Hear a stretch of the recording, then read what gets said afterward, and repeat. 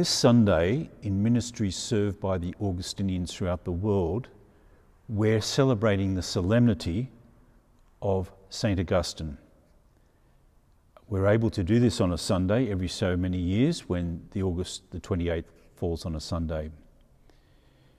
In Australia, it's also been our tradition to also make reference to St. Monica, whose feast day is the day before, on the 27th of August. So I'm now going to read the Gospel, not of the Sunday of the year, but the Sunday of the Solemnity of St. Augustine, which Augustinian parishes will celebrate this year. The Lord be with you. A reading from the Holy Gospel according to John. At that time Jesus said to them, "Truly, truly, I say to you, I am the door of the sheep. All who came before me are thieves and robbers, but the sheep did not heed them. I am the door. If anyone enters by me, that person will be saved. They will go in and out and find pasture. The thief comes only to steal and kill and destroy. I came that they may have life and have it abundantly. I am the good shepherd. The good shepherd lays down his life for the sheep. The one who is a hireling and not a shepherd, whose own the sheep are not, sees the wolf coming and leaves the sheep and flees, and the wolf snatches them and scatters them. He flees because he is a hireling and cares nothing for the sheep. I am the good shepherd. I know my own, and my own know me, as the Father knows me, and I know the Father, and I lay down my life for the sheep. And I have other sheep that are not of this fold.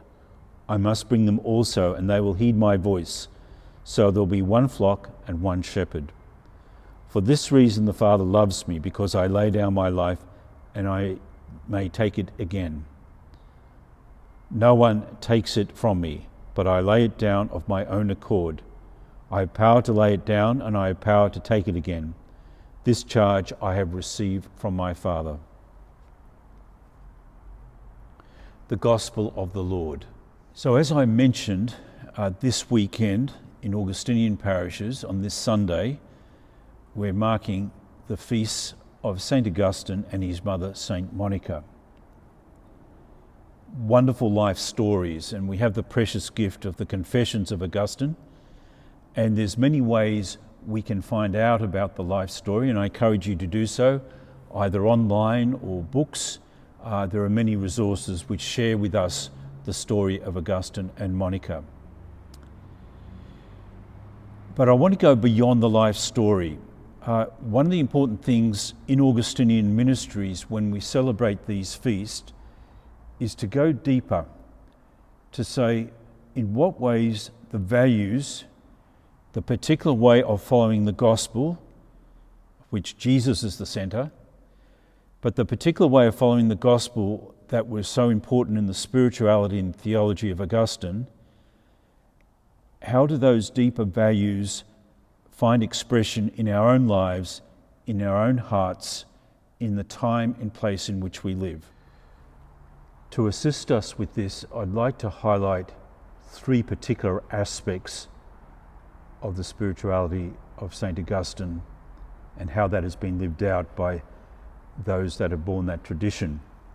And I'd like to do so through the scriptures that we have had on this solemnity of St. Augustine. The first reading was from the Acts of the Apostles, and it's a picture of the early Christian community in the days following Pentecost. And it says, "And all who believed were together and had all things in common." The inspiration of this picture of the early Christian community was very important to Augustine when he wrote his own rule of life. But more than that, the strong sense he had that we don't go to God in an isolated way by ourselves. We need one another. Friendships were important to him, just in his normal personality and the story of his life. But that also became his understanding of the nature of church, that we need to be together in relationships that are positive, of friendship, that build up one another. So this sense of community is more than physically being together, it's actually what happens between us. So that's the first thing I want to emphasize, that our characteristic as an Augustinian community here in this parish should be characterized by the strength of those relationships we have with one another and beyond ourselves with the church and the community more broadly. The second, in the psalm, the psalmist says, "My soul longs, yes, it faints, for the courts of the Lord. My heart and flesh sing for joy to the living God." That Augustine experienced within himself this passionate desire and longing for God.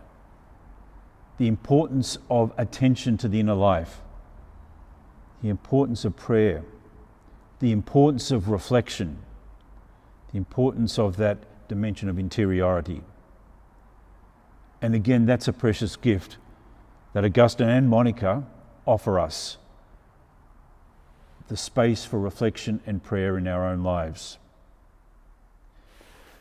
The third quotation I'd like to offer is from the Gospel that I read to you, the Gospel of the Good Shepherd.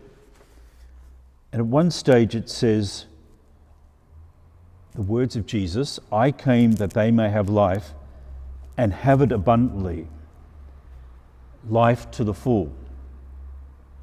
So this is what the shepherd seeks to do, to bring out life in others. So an Augustinian view of ministry, which is actually the view of the gospel, is that we desire for others what we desire for ourselves. So the motivation of ministry is love. It's not just doing things. It has a strong motivation focused on the well-being of the other. So there are many ways ministry is exercised in our Catholic community of North Harbour. And the question is the importance of the motivation that we desire for others what we desire for ourselves. This abundance of life, life to the full. This life that takes us on the journey towards God, where we will experience life absolutely. But the importance of those experiences here and now in the ways we serve one another. So just again, those three values of communion, they shared all things in common and they were together. The importance of reflection and prayer. My heart faints, longs for, desires God. And thirdly, in relation to our service of one another, I have come that they may have life abundantly, and we do that for one another. On this Sunday also, it's Social Justice Sunday, and there's a very important statement that the Church has offered all of us: respect, confronting violence and abuse. And I'd really urge you strongly to access this statement either online or through reading a printed copy. It's a valuable reflection. We are all very much aware of the great suffering and harm that is caused through any form of violence or abuse, and particularly we think today of where it happens in the home or in the workplace, where people suffer greatly.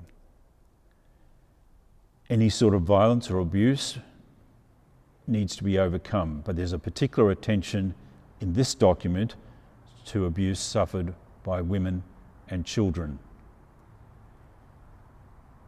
There's particular points that are emphasised in this statement, but I'd just like to give two overarching themes: that of attitude, what goes on in the hearts of each one of us, what contributes towards the good and to peacefully being with one another, and being attentive to the darker parts of who we are that can lead to violence. If not in action, sometimes in attitude or in speech. The other is the importance of practical actions to respond to situations of vulnerability. All of those things are important, both the preventative and the capacity to respond. I'd just like to link the Augustinian values that I've just mentioned to this statement. The importance of an effective communion where people feel safe, that conflict can be resolved in a way that is non-violent, and that we look out for one another. The importance of reflection for all of us to reflect on what goes on inside our hearts, what contributes towards the good, and what needs to be overcome in us in terms of those darker parts of who we are. And finally, that we seek abundant life for everyone. These important values that can be brought to this reflection on confronting violence and abuse wherever it occurs. I wish each of you a very happy celebration of St. Augustine and St. Monica on this Sunday. Thank you.